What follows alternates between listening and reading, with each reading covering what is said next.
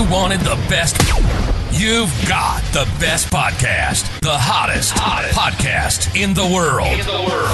The Chris Voss Show, the preeminent podcast with guests so smart you may experience serious brain bleed. The CEOs, authors, thought leaders, visionaries, and motivators.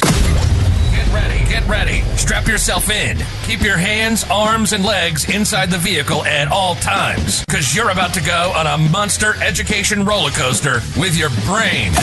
Now, here's your host, Chris Voss. Hi, this is Voss here from the ChrisVossShow.com.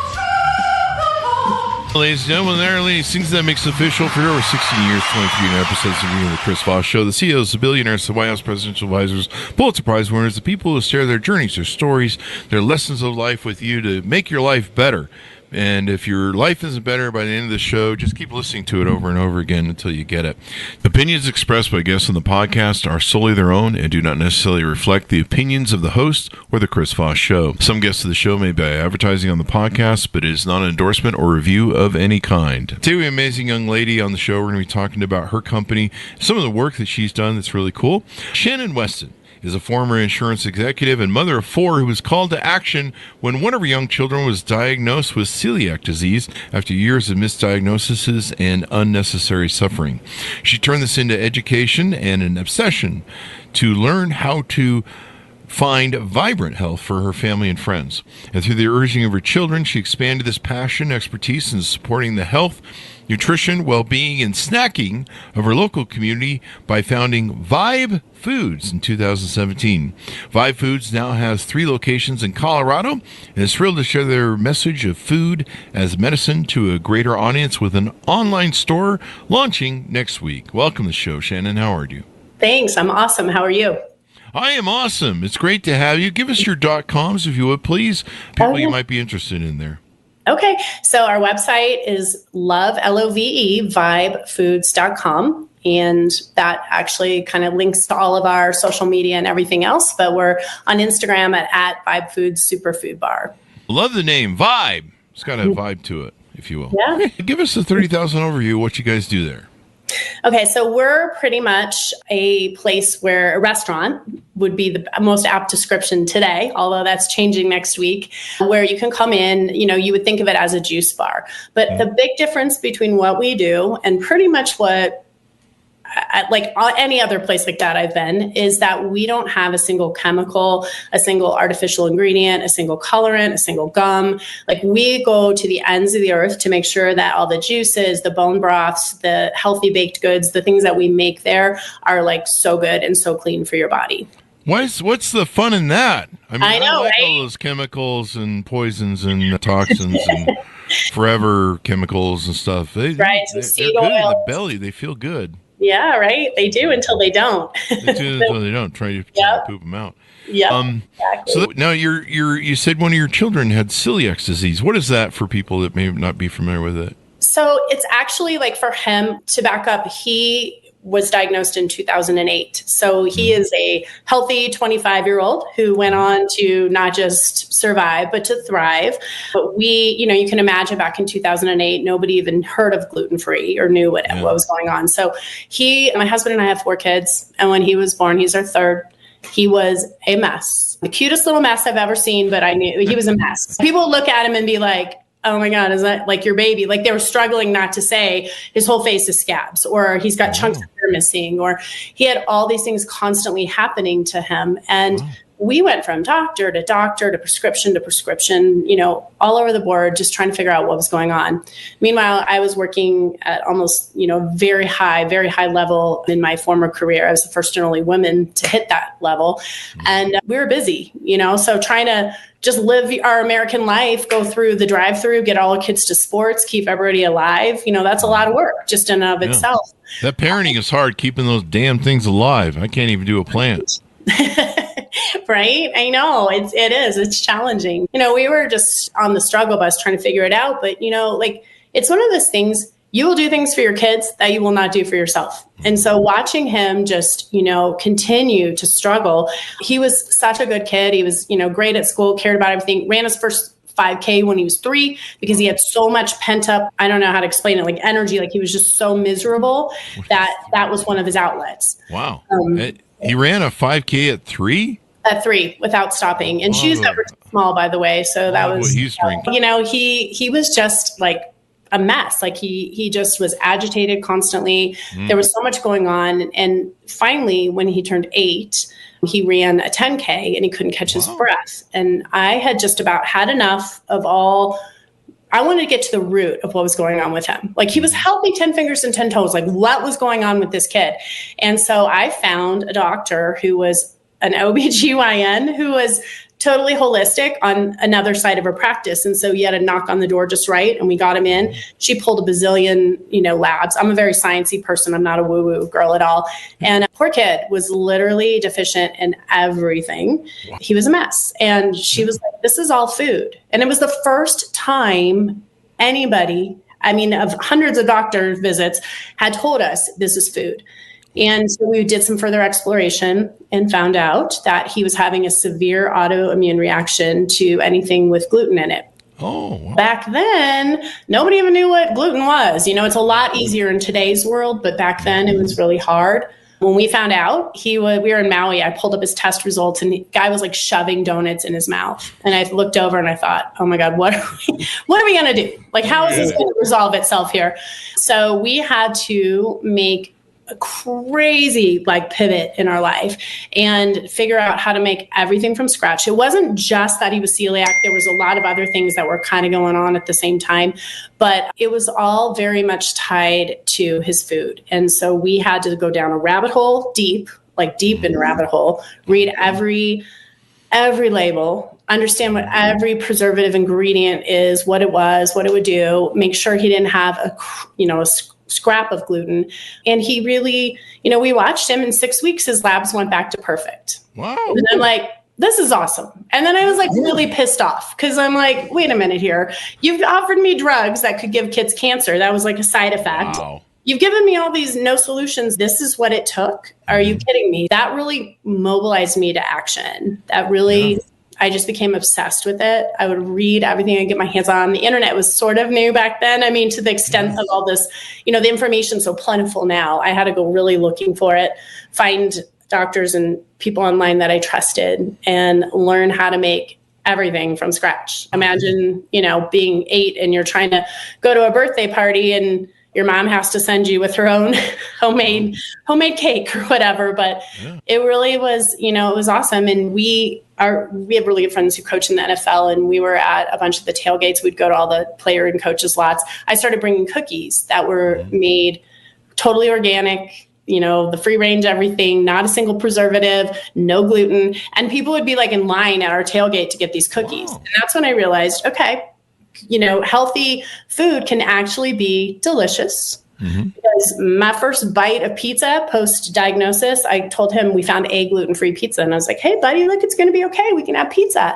And we took a bite and I was like, this is never, ever, ever going to be okay. I was like, oh my God, because food is emotional for us. Yeah. And when you can't have something that ties you to your memories, your culture, your, those happy, good vibes, it's really a bummer. So we figured it all out. So people don't have to. Yeah. And how do you get to the stage of where you're making, what are you making at Vibe Foods and how did you get to the state of making those? So we figured this all out in 2008. And then we started Vibe in 2017. So there was a big 9-year gap in there. And my kids literally bullied me into starting Vibe. I'm not even kidding when I say they bullied me.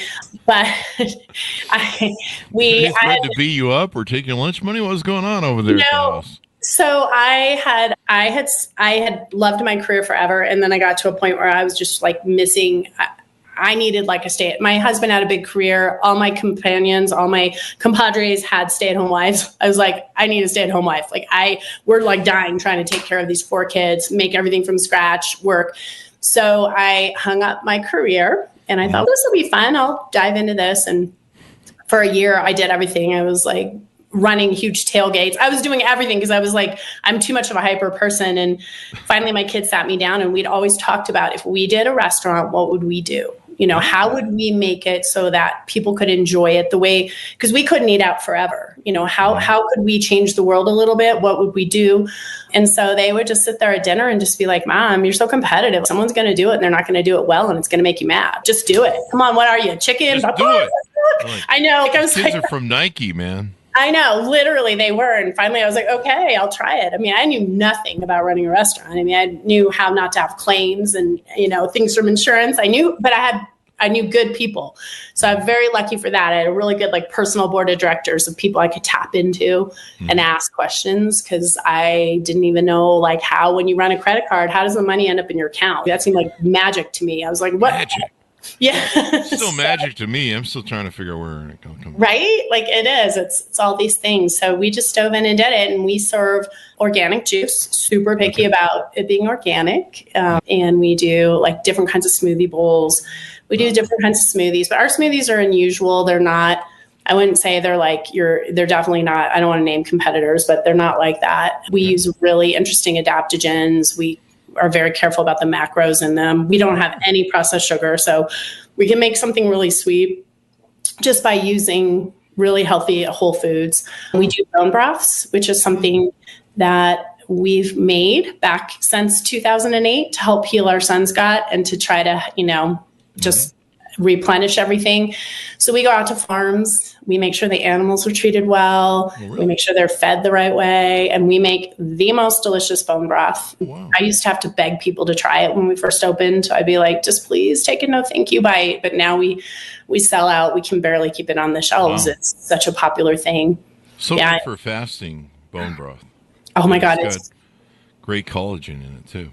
Yeah, so many minerals. I mean, it's this trendy food, right? But except for it's not the cavemen used to make it. So, okay, whatever. Our grandmas were super trendy, I guess. But it is so good for you. Actually, one of the funny stories, when we first started making it, I left to go on a business trip and I put everything in the pot. It has to cook for 3 or 4 days. So I told my husband, I was like, okay, feed the kids the bone broth when it's done. And so I got a bunch of phone calls from the kids.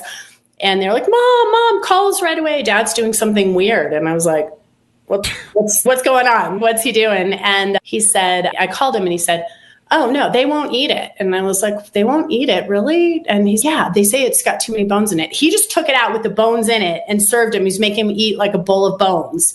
And I was like, okay. I love how he's trying to enforce my, my thing, but no wonder the kids were crying. They were eating mushy bones. So they're alive to tell, but it was good. Yeah, but it's delicious. It's really good. We do toast. Everything we have is gluten-free. It's all, obviously that's number one for us. And people, can eat safely in our store. We've got we're doing paleo baked goods. So we make ooey gooey brownies with no refined sugar. Yeah, everything's super clean, and you can enjoy it and be like, gosh, I can't believe I just got all this protein, all this fiber, all these minerals, all these antioxidants, but I didn't get, a face full of stuff you shouldn't have.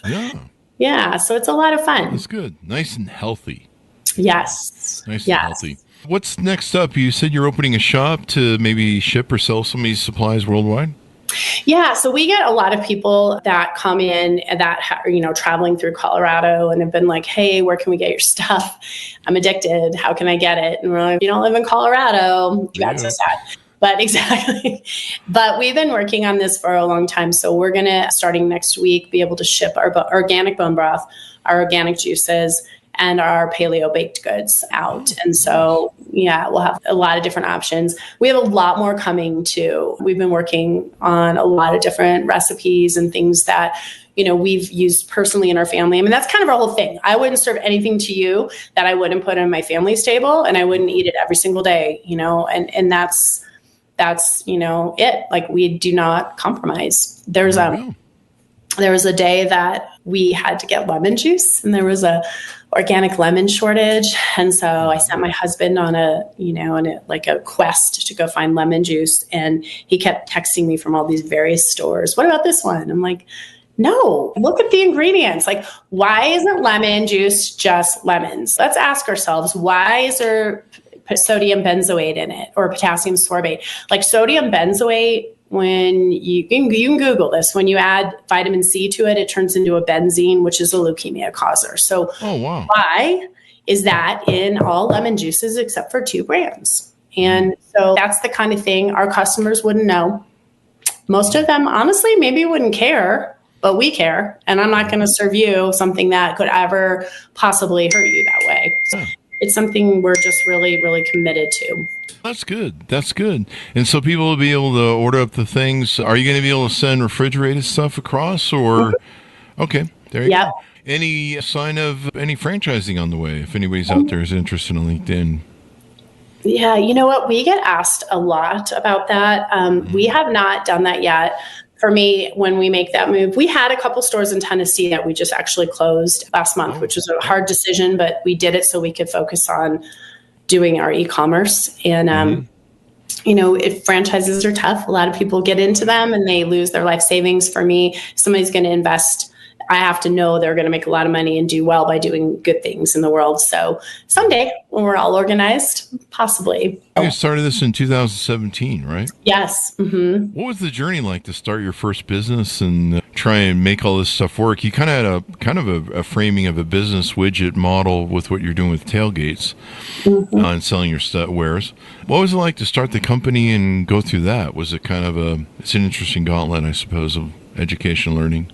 It's a lot. Like it really is. I was so lucky that I had friends that all knew something about something because I didn't. I'd always been a corporate person from day one. And, suddenly you're like not just the accounting person, you're the janitor, you're kind of everything. Everything. Yeah. It was really challenging. But for anybody who's thinking about starting a business, I feel like the biggest thing that was advice I could give is reach out to your community, your friends, your neighbors. Everybody knows a little piece of something. It's like the story of the elephant with the blind people, and everybody touches a piece of the elephant and is describing what it is, but they can't see the whole picture. But when you get all those people together, you can see this glorious elephant, and it kind of helps you, really figure out how to move forward. And I think people want to help. That's the other really nice thing is people want to spread the good. And if they have, information to share, they want to share it. So I think if you're wanting to start a business, you'll be amazed at how many people step up and want to contribute with what they can with their knowledge. Yeah. Just be careful of the naysayers, the people that are like, oh, you shouldn't do that. You might fail, stuff like that. And you've opened 3 stores now? Yeah, we've had 5. We have 3 right now, and we did all that during COVID. So we had our first store, and then it was like, hey, let's expand, and we put feelers out to an airport, had the RFP canceled, COVID hit. So then suddenly we couldn't even travel to where we had signed our leases in Tennessee. I could literally write a book about the funny, getting our equipment in, everybody stopped manufacturing, but we'd ordered all this equipment. They're like, hey, did you still want it? You're like, yeah, I did. I paid you for it. Yeah. Okay. Yeah. Well, we're going to charge 20% more. I'm like, in what world did you get more? Yes. Leveraging stuff that was absurd. We had inspectors that were like, oh, you need to go get these plans. And we were like, no, we don't. And by the time we did and paid for it and had to get somebody out there, that inspector had quit and they couldn't find anybody else because it was COVID and we lost 4 months of rent. It takes a lot of perseverance to be an entrepreneur. It really does. It takes a lot of grit. You have a lot of setbacks, you have a lot of valleys, but then the highs are super high. So you just have to be willing to kind of ride that. But boy, that COVID and the post-pandemic, we were laughing. We had one of our stores, because we opened 4 in that period of time. One of our stores, all the equipment came in, and it was just kind of like, we're going to send this little shelf with this piece, they just scrapped everything out of the warehouse. So like, whatever junk we have together, let's send that out and see if it works. Like, we didn't get one piece of equipment that was actually functional the way it was supposed to be. But it sounds like a book for sure. You got it right. And surviving COVID, good for you, man. That was a challenging time. I knew a lot of new businesses that they opened for COVID during COVID or right before COVID, and COVID was a killer. It was a death knell, and they didn't survive. There was a lot of companies that were around for 100 years and didn't survive COVID. It was tough, but it's good for you that you made it work and stuff. And I imagine you have a pretty good following of people that, there's a lot of folks that gluten does bug them, and they have celiac disease, or at least they get uncomfortable with gluten. And, and so let's talk about medicine as food, because I think we mentioned that in the bio, eating right and what a difference that can make. It's huge. When we made all those changes for our son, we didn't really have a lot of options at that time to buy processed gluten-free stuff. It just didn't really even exist. So we moved to a diet that was much more, like my daughter always laughs that we're like an ingredient household, meaning when you want a snack, all there is a bunch of ingredients to put together. But we saw all of our health get so much better. Wow. Just doing what we were doing for our son. Everything for everybody just started getting so much better. And I have to say, at my age, I feel better now than I did then by far. And I work way harder now and I have more stress on me running a business, but I'm so grateful for my health. And so sometimes it's like those things that you go through that are really hard actually are like the best thing that could have happened to you, because it puts you on a new trajectory. And we really, really feel that way. Food for me is medicine. I feel like the body, all the research that I've done, and I voraciously read a half an hour of food or science or health news about stuff every single day. That's like my thing. And I'm not a fiction reader.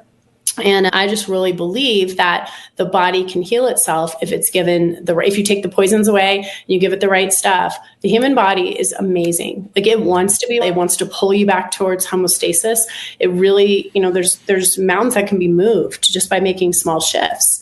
Yeah. And you look at our food supply in the United States, it's poison. Like it is absolute poison. What's allowed in our country is not allowed anywhere else in the world. It's marketed from the time kids are little. It's absolutely atrocious what's gone on. And so I've been beating that drum for a really long time, which is why with Vibe, yes, it is all gluten-free, but it's not really tailored to the gluten-free people. Like, of course, we have a lot of celiac people that come in and they feel safe eating there, but most of our customers by far and away are just your normal people who could tolerate gluten, but they love the food. They know that they're getting something that has been fully vetted, that, makes their body sing, that makes, their immune system feel happy. It's really important in our country that we make a shift to really start thinking about what is it that we're actually doing to ourselves here. Yeah. Because you just see the amount of sickness dropping younger and younger and younger. Like we hire I would say most of the people that work for us are like super athletic and they're athletes, and, a lot of them are sick, and they'll start telling all these medicines they're on. And I'm like, God, when I was a kid, nobody had any of this. So what is going on? And I think it's hitting kids younger. It's creating mental health issues because so much of your mental health depends on your gut health and the neurotransmitters that are being made there. So we just, as a country, we need to make a fast shift if we want to continue to dominate. So eating to win is everything. Eat to win. I like that. Maybe you should make some coffee cups or shirt that says that. But yeah, eating to win. I found that I lost 100 pounds just by switching to veganese, I call it, which was, just eating more healthy salads and stuff like that, quitting drinking pop, Mountain Dew, eventually during COVID, quitting alcohol. Just listen to my body and just how much my body really appreciates good, healthy eating. And if you season it well, you can make it taste like, McDonald's and In-N-Out burger and stuff. You just got to be wise how you season stuff. I mean, crap, you can take, it's not durian. It's a variation of durian, the big melon, and you can take that fruit from it and you can barbecue it and make it taste like barbecue ribs and stuff. It's insane. Oh, like jackfruit? Jackfruit, that was who I was thinking of. Yeah. Durian's a little smelly. But you can take jackfruit, and it's like eating bubble gum when you eat it. It's like bubblegum fruit. But then you can season it all sorts of different ways. Like you can turn it into pulled pork. And I've done that, and you're just like, this tastes like pulled pork in my brain. Yeah. Like I'm eating pulled pork, and it's healthy. It's fruits you can eat. That's awesome. A lot of people, I think, are getting more and more tuned into their bodies. They're tuned into what's, they're putting in their bodies. And a lot of people, they get sick because of what they're eating. And it's designed to make them sick. Like you say, there's a lot of countries that are like, we're not going to eat this, but give it to the Americans. They're idiots. They'll eat anything. Yeah. And, it's legal here. It's legal in other states or countries. And you're just like, man, is this a good idea? Yeah, it is absurd. Congratulations on losing 100 pounds. That's an amazing accomplishment. Yeah. Think of all the life you've extended, like how many great things are to come because you took that step, and it's not easy. Mm-hmm. Nothing. I mean, that's kind of I think culturally sort of our issue is that we expect everything to be really easy and quick. Mm-hmm. We have no patience, but doing something and doing it right takes commitment, takes patience, takes, some discipline. And then it's crazy, at the end of that, when you hit that journey and you've actually accomplished that, just how the whole process, it's not even just the end goal. It's like the process, it's the climb of it. It's such a great thing to do. And we're just about, fast and easy. So let's pour some, colored dye cereal balls. I mean, I grew up eating Crunch Berries like crazy. I ate Cheetos and a Coke for dinner until I was like 35, like twice a week. I thought it was delicious. I mean, I was that person, which is really why I get it. Like I remember thinking I had no concept at all of what went in my mouth had anything to do with my health. Wow. And I have friends who are physicians that back then used to say, oh, whatever you eat doesn't, it doesn't matter. Like doesn't matter at all. That's literally been the conditioning that we have gone through.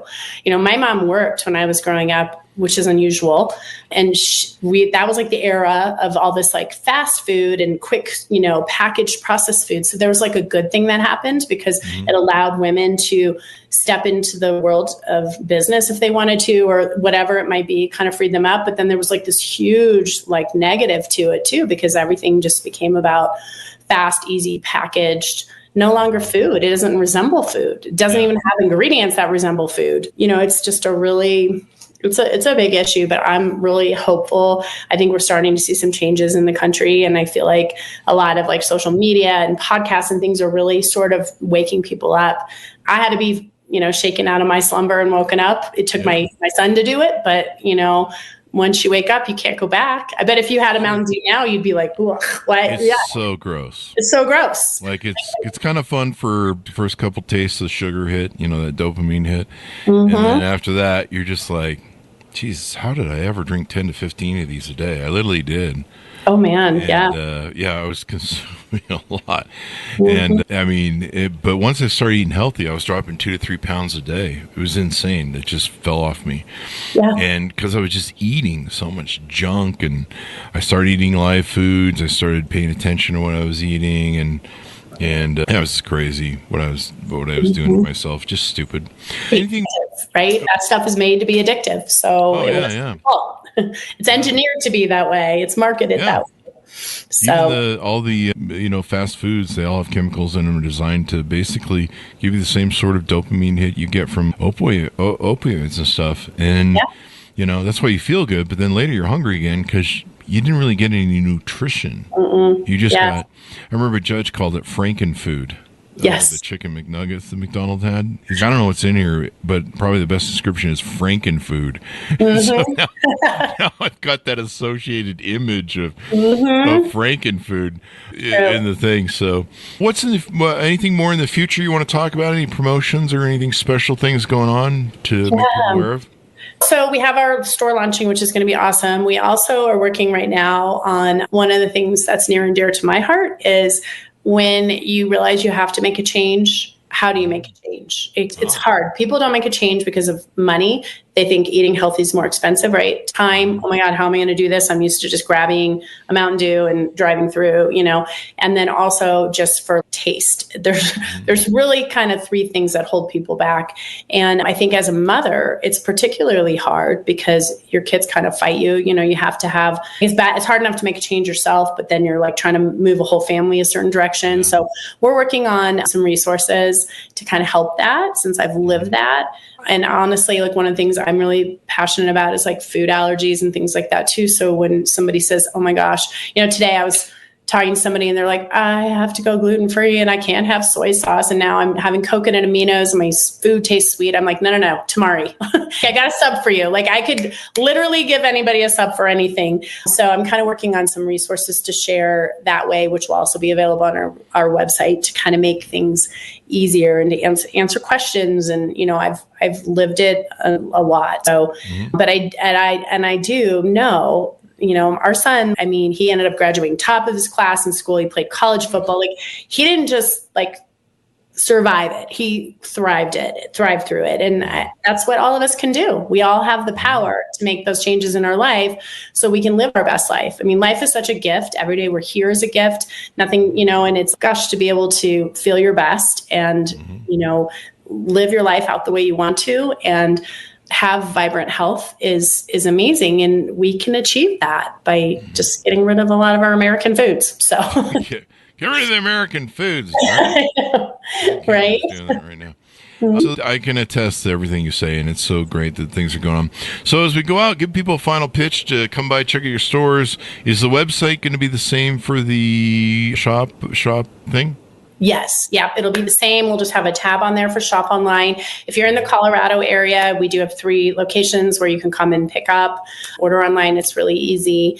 And, it's something we're so proud of because, like I said, most healthy places, if you really dig in, they're not that healthy. It's disguised, and we're really proud of what we serve every single day. We have a huge following. We have fantastic customers. We have a fantastic team. We're very lucky to be able to serve our community. And you're succeeding in it. It's great that you make the world a better place on top of what you had to do for your son. So thank you for coming on the show. We really appreciate it. Yeah, it was so fun. Thank you. Thank you, Shannon. And thanks for tuning in. Go to goodreads.com/Chris Voss, LinkedIn.com/Chris Voss, Chris Voss 1, the TikTokity, and all those crazy places on the internet. Be good to each other. Stay safe. We'll see you next time.